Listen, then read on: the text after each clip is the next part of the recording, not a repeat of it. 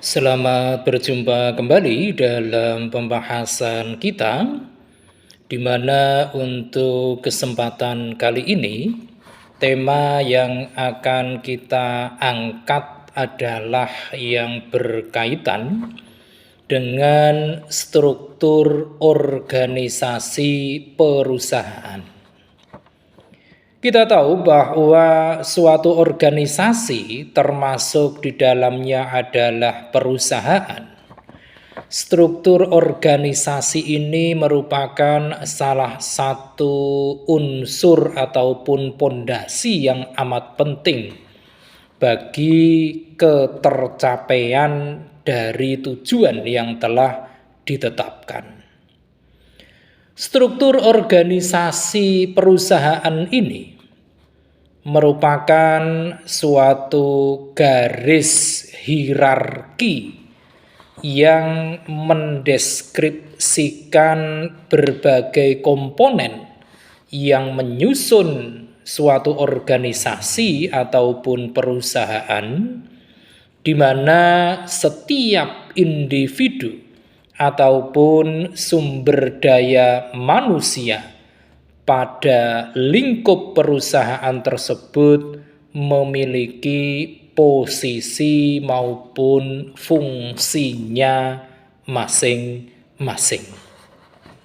Nah, di dalam suatu organisasi, lebih-lebih organisasi itu berbentuk perusahaan, maka struktur organisasi ini memiliki beberapa fungsi yang mendasar sekali.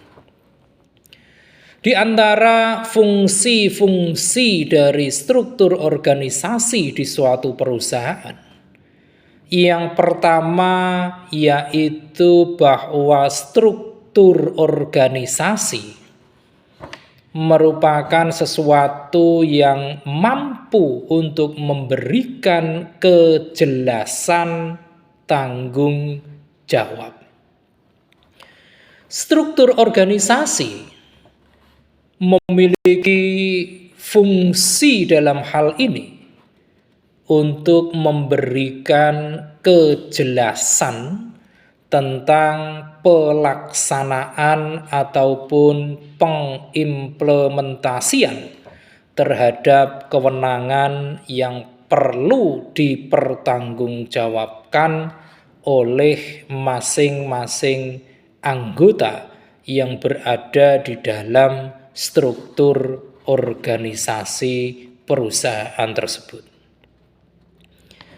Kemudian fungsi yang kedua dari struktur organisasi perusahaan yaitu bahwa dengan adanya struktur organisasi maka akan memberikan uraian tugas yang dibebankan secara lebih jelas. Bagi seorang atasan, tentunya setiap deskripsi pekerjaan bawahannya akan membantu mereka dalam melakukan pengawasan dan pengendalian bila ada uraian-uraian pekerjaan yang tidak sesuai. Dan demikian pula bagi seorang bawahan, maka setiap deskripsi dari suatu pekerjaan yang jelas ini akan dapat membantu mereka untuk lebih berkonsentrasi dalam melaksanakan tugas-tugas yang dibebankan kepadanya.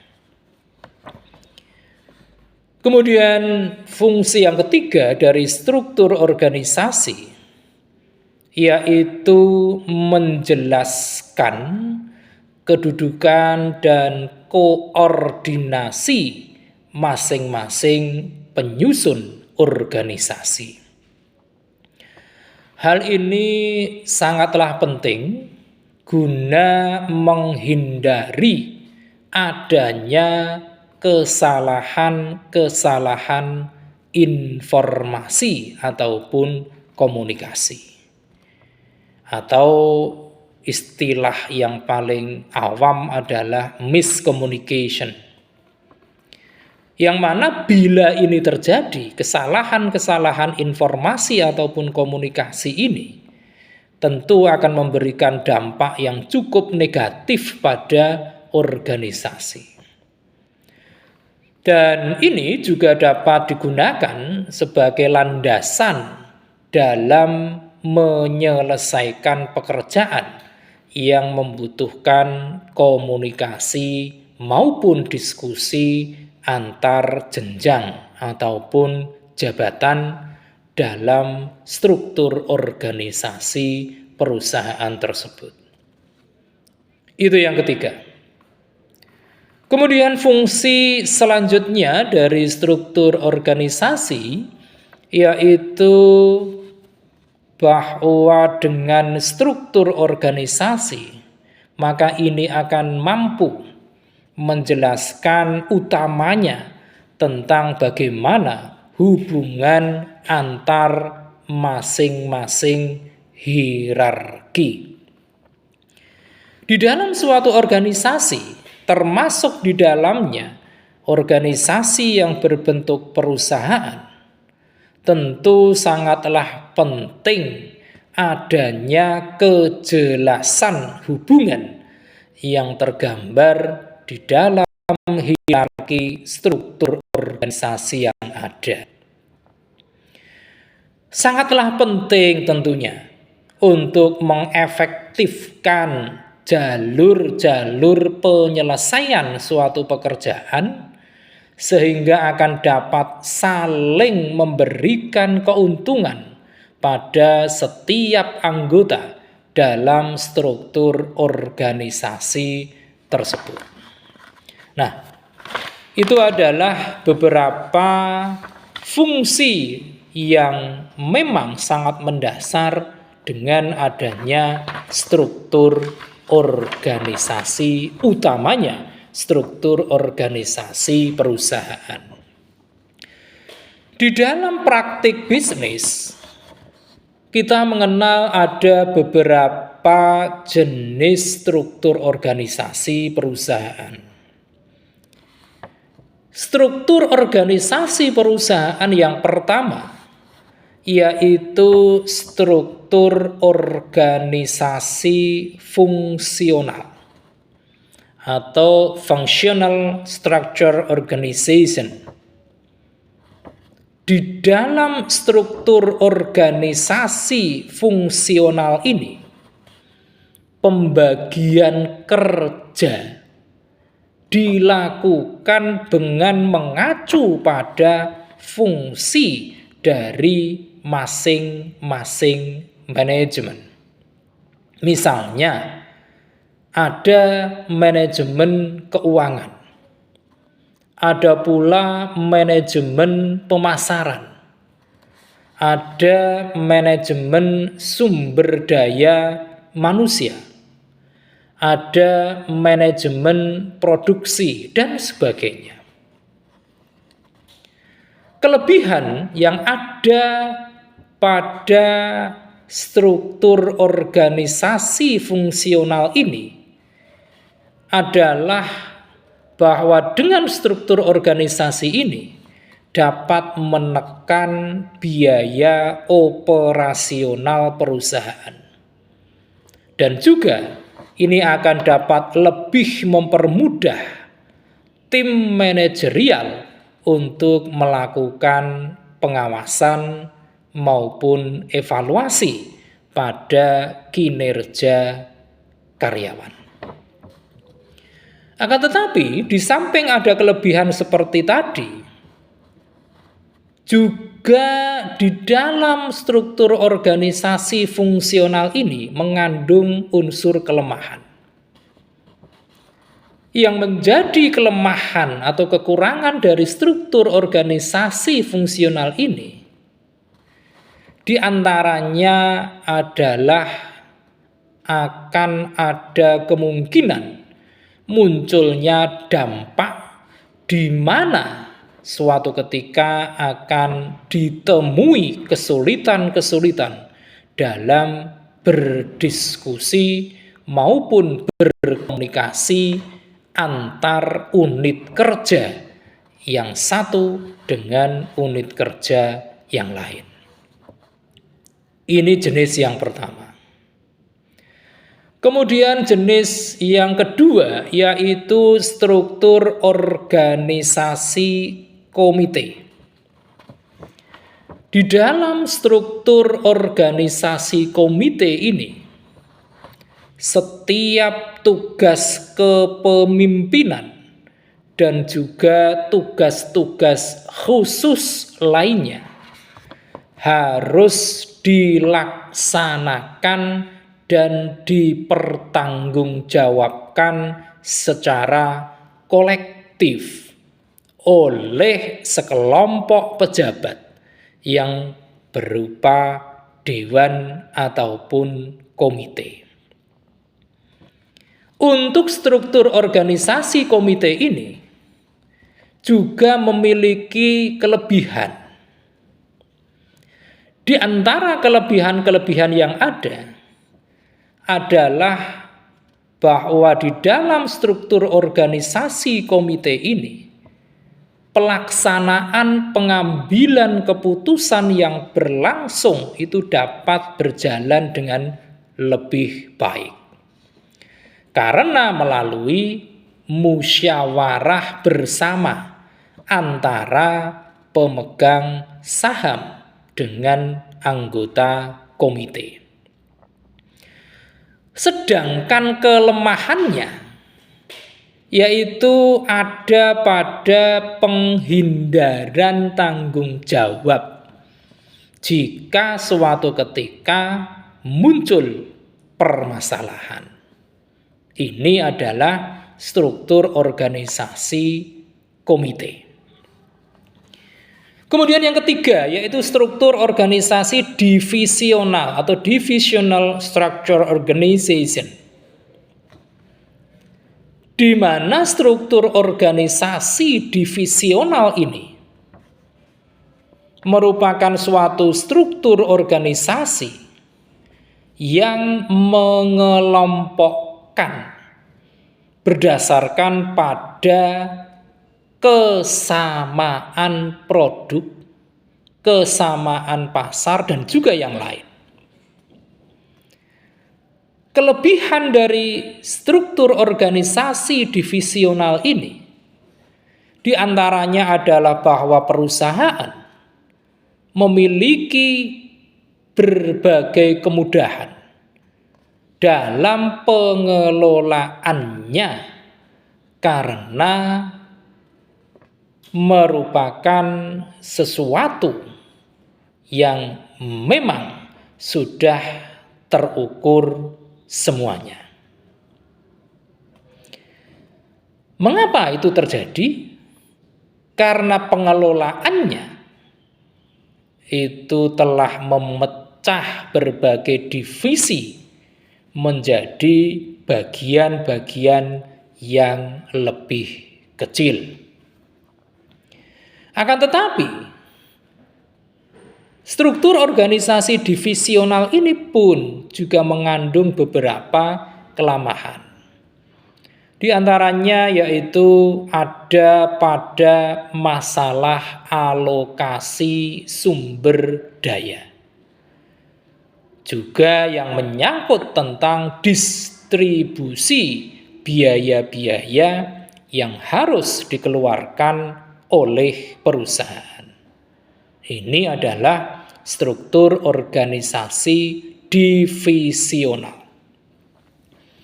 Jenis berikutnya yaitu struktur organisasi matriks atau matrix structure organization, yang mana struktur organisasi matriks ini merupakan suatu penggabungan antara struktur organisasi fungsional dengan struktur organisasi divisional.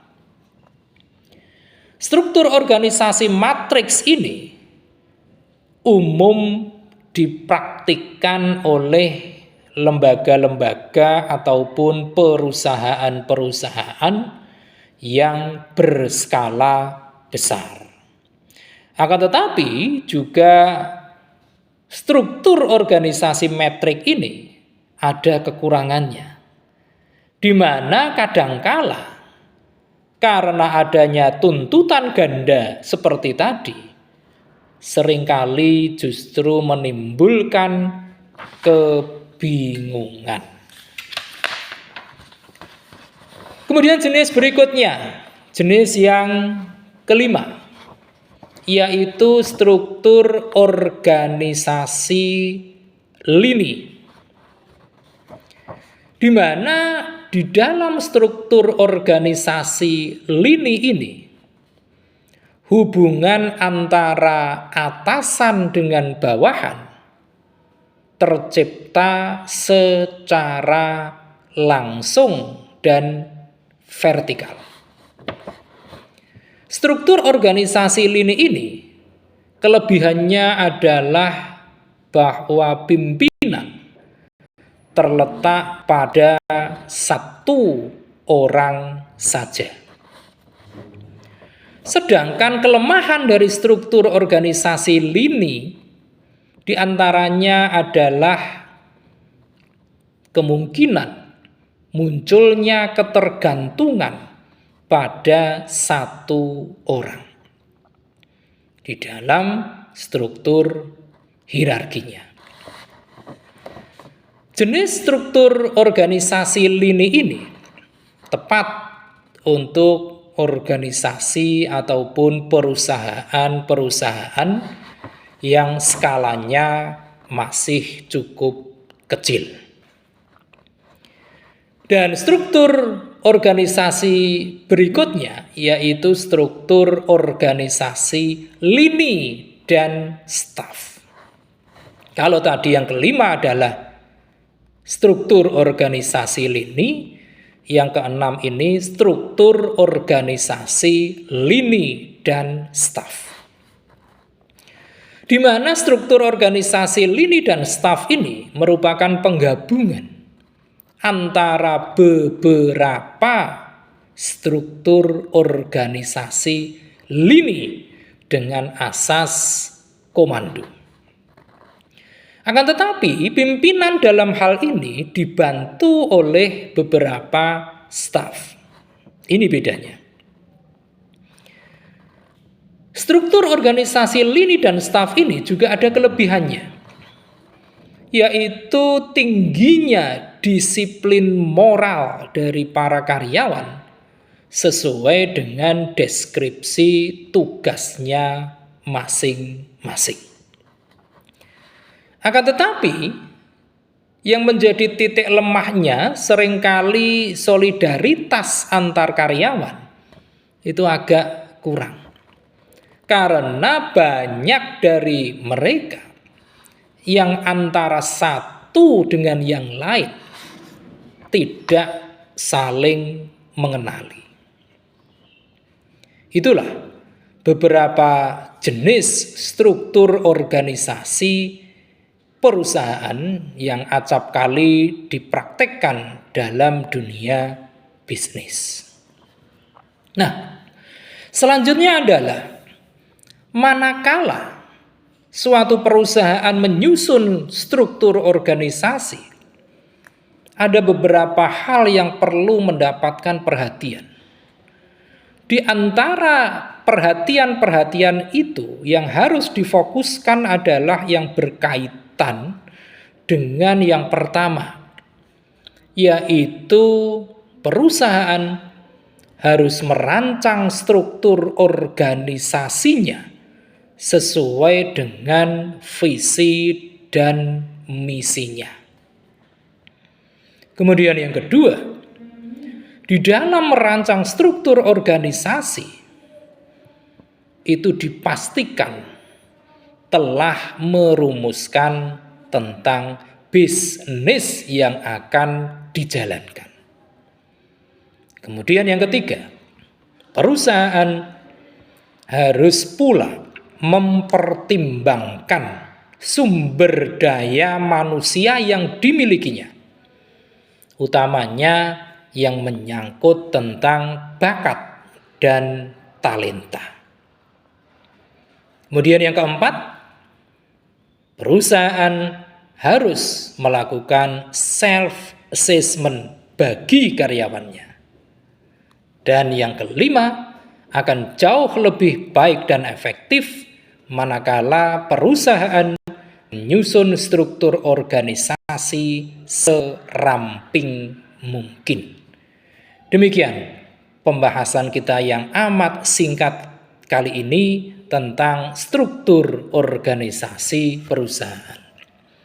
Mudah-mudahan pembahasan kita yang hanya beberapa menit ini akan memberikan dampak positif bagi perluasan cakrawala keilmuan kita dalam dunia bisnis. Terima kasih atas perhatian Anda semua. Jangan lupa setelah menyaksikan tayangan ini, silakan klik di layar Anda untuk like, komen, share, dan jangan lupa subscribe.